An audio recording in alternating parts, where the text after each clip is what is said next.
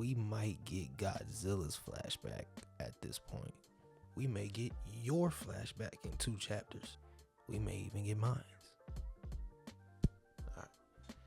What's up, y'all? This is Red. You're watching West Blue Reviews, and today we're talking about One Piece chapter 1158. But first, I want to say happy Labor Day to everybody in New York, specifically celebrating. When I was younger, my father would take me and my brother up there, and we'd celebrate with my grandmother in Queens, and it'd be this cool thing.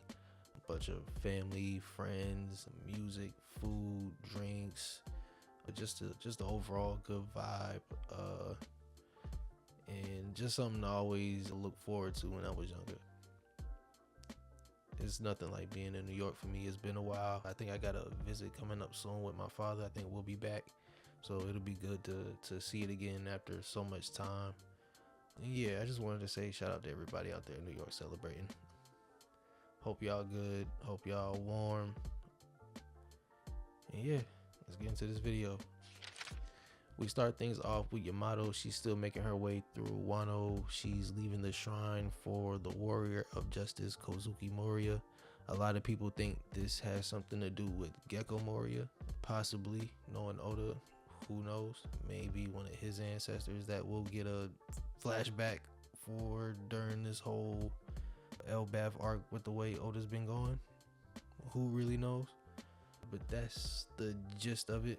Moving on, we really start the chapter with Roger's crew. They're sailing somewhere on the seas, and they're just learning about Shaki's new bar over on Pirate Island that she established last chapter. Roger's salty about her picking Rayleigh of the entire crew and any pirate she could have. That's not his fault. She chose up. It turns out he's salty right now specifically because of a note that Rayleigh got from her during their last battle, and she basically just put it all out there for the boy, like, hey, I'm yours, come and scoop. So upon hearing that, Roger's like, like, what's up? Let's go get her for you. Come on. Like, we pirates. Let's go plunder something. But bro, cool. He basically like, man, I ain't really trying to be tied down. Like, I'm still trying to make a name. You know what I'm saying? Like, I got y'all. We still got a whole, legacy to define and stuff like that, man. I get to it when I get to it. But, Roger's affected by her simp fruit abilities right now, along with the entire One Piece world. So he's like, are we pulling up? So that's what they do. But before we see what happens, we cut to Garling, Shanks' daddy, supposedly Shanks' daddy, who we all have been assuming is Shanks' daddy. We get a quick panel of him, and he's talking with the 5 elders, and then come to find out, he's the one who put the idea out there that this big event that happened at God Valley should take place, like the hunt that we learned about in Kuma's flashback. Turns out that location was his idea. For what? We'll probably come to learn later on down the line. Knowing Oda, it could be something he skips until, maybe a year or 2 before revealing. Who knows? And after that very brief, update / conversation, we're at Shaki's bar on Pirate Island. She has cats lined out the door all the way to the shore, even though they're poor, but they can't help but want more because she's the baddest thing in the land. She's like the baddest chick at work who all the workers, just want to get at, despite, having wives and stuff like that. They all want to try her famous whiskey, and there's some stew that they've heard she makes, but that's really from the chef in the back. She's just the baddie on the flyer that gets everybody, to be there. We know how that be too. We get a shot of Rox and his crew. They posted up in there. They got their own little private section, like the fancy dudes in the club and whatnot, like the ones who buy the bottles inside instead of pre-gaming at the crib and doing what they can inside. Like, that's them. Like, I know the owner. Like, that's the kind of vibes I get. They posted up, and Rox is at the bar, and she catches Shaki's attention because he's not drooling over her like usual, and he's got this grin on his face. And she says she don't like it because usually they all, down bad for her, but this time it's like his attention somewhere else. And according to Big Mom and Stussy's intuition, they assume it's either a woman or a kid. So we possibly have Blackbeard's birth being confirmed off screen. I seen somebody mention that too. Like Oda loves off screening a lot of Blackbeard's moments. I guess his birth will be another one if he's not saving that for the eventual, final villain moment. Who knows? We may just get all of that at one point. And for all we know, all of these backstories probably link up to Blackbeard in some kind of way. I'm calling it now. That's one of my early predictions about the whole final battle before we even get there, before it even gets started. I'm calling that now. Everything's gonna lead to Blackbeard in some kind of way. Don't know how, but yeah. Just my little 2 cents I'm putting in right now. Then out of nowhere, Roger busts through the door like that dude on SpongeBob talking about rev up those fryers. And then we see our first little bit of tension being established between Roger and Rocks. I thought that was cool, but it doesn't seem like they have any real smoke towards each other. It just seems like a solid rivalry at this point. Like it hasn't really boiled over. I get like early Ash and Gary vibes from Pokemon. That's kind of like what it's giving me. Roger even calls Rocks Porcupine, like Luffy would call someone else. Like he calls Doffy Mingo. You know what I mean? And even if there's no fighting allowed inside the bar. That's like her main rule. But once you outside, it's up, and that's evident because we get a shot of everyone that was outside waiting to get in line being knocked out and lumped up. They probably need medical attention, but Chopper's probably not born yet, so good luck to them. Whitebeard is like me in the club. I'll be ready to dip as soon as I get there. I really don't be going, but at that, I agree though. I'm out of here. They try to pin the tab on him. He says no. The Rocks, he's the guy. Put it on him. Then he dips.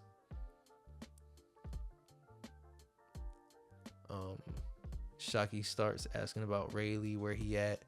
Roger informs her that he opted out on coming inside. He'd rather take a nap.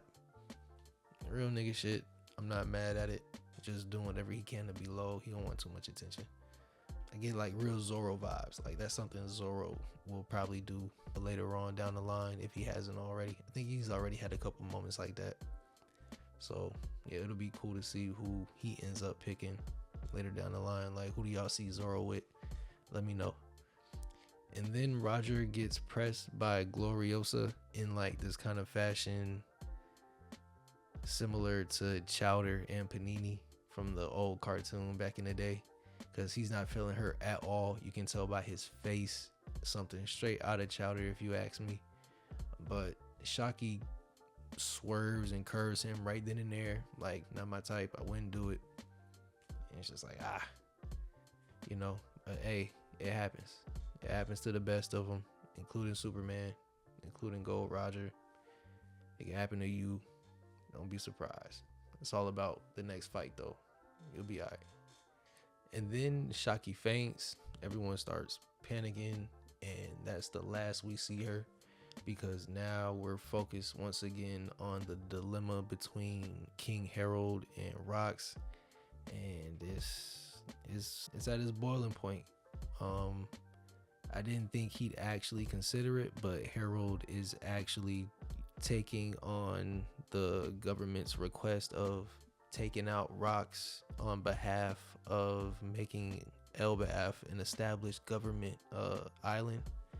I really didn't think he'd do it. I thought there'd be some kind of conflict for us to follow up on, but nah, he's going through it. It doesn't seem like he's trying his hardest. It doesn't seem like Rocks is trying his hardest. It just seems like they're just trying to convince each other to disappear. Like, I don't want to do this. Just disappear and we'll say this, but that's not happening. It's boiling down to a battle of morals at this point. Rocks is fighting for freedom and Harald is fighting for inclusion. And we're just seeing that unfold. It's sad to see it, but this is how things happen sometimes, when you believe and you stand on certain causes. But yeah, man, we see a little bit of what rocks can do. We see a little.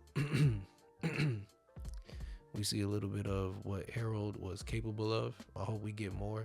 Like, I hope we get like a real like grandstand before we eventually get him before we see him get taken out. Cause I know it's gonna be ugly. So, I just hope he goes out like a G. Same for Rocks. I thought that would have been the end of him. I thought that's actually how Rocks may have ended up going out. But I guess Oda's gonna go a different path. And, who knows? Maybe the government did get their way without needing Harold. And, Harold just had this coming because the government eventually knew there was nothing they could do with him. Who knows? But we do know there was a decision made. Harold did make a decision. The government didn't respect it. And that's why they're there now. So can't wait to see what it was that he did to upset them.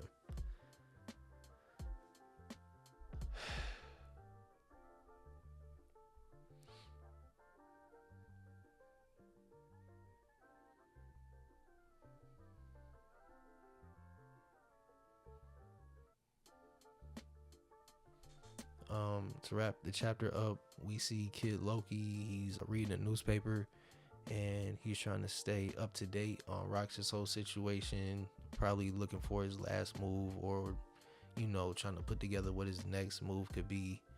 I think either Ida or Haj tells him like, yo, he's not coming back. Like you shouldn't worry about it. He tells her to shut up. But, her Ida being Ida, she's still kind. She invites him for something to drink. Loki being stubborn, has an attitude, but he accepts. And that right there, that moment lets me know there's something in there that's gonna convince him to do the right thing later on. Once this whole flashback thing is over, I feel like we can trust Loki to do the right thing. I don't think he's the terror. He really wants to be inside, and I think when the time comes, he's gonna consider Ida's kindness. He's gonna consider that over the way his mother treated him, and he's gonna see, Ida's point of view from those eyes that his mother didn't love. I think that's what's gonna happen. I think that'll be beautiful to see. And to wrap everything in the bow, the last flashback we saw coming within this flashback of the flashback.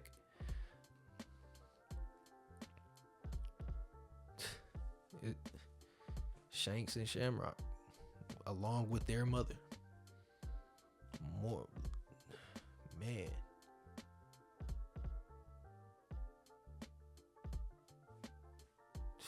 So next chapter really just might be a Shanks chapter. Or a Shamrock chapter, who knows? But I'm ready. That really wraps everything up. This was a lot.